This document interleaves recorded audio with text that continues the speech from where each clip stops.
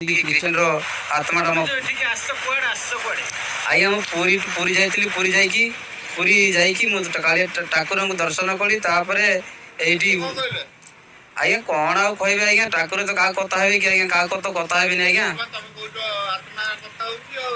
ହଁ ଆଜ୍ଞା ଆଜ୍ଞା ଆଜ୍ଞା ଜଗନ୍ନାଥ ମତେ ସ୍ୱପ୍ନରେ ଦୋଷ ହଉଥିଲା ଆଜ୍ଞା, ସ୍ୱପ୍ନ ଦୋଷ ହଉଥିଲା। ଏଥିପାଇଁ ମୁଁ ଥରେ ମୁଁ ଚାଳିକି ଯେମିତିକି ମୋ ହାତରେ ଟଙ୍କାଟେ ନଥିଲା, ସ୍ୱପ୍ନ ଦୋଷ ହେଲା। ମୁଁ ପୁରୀ ବଡ଼ ଦାଣ୍ଡକୁ ମୁଁ ଯାଇଛି, ସ୍ୱପ୍ନ ଦୋଷ ହେଲା। ଏଥିପାଇଁ ମୁଁ ନା ନା ନା ଆଜ୍ଞା ଡରେ ନାହିଁ ତ ଆଜ୍ଞା, ଆସୁନାହିଁ ଆଜ୍ଞା।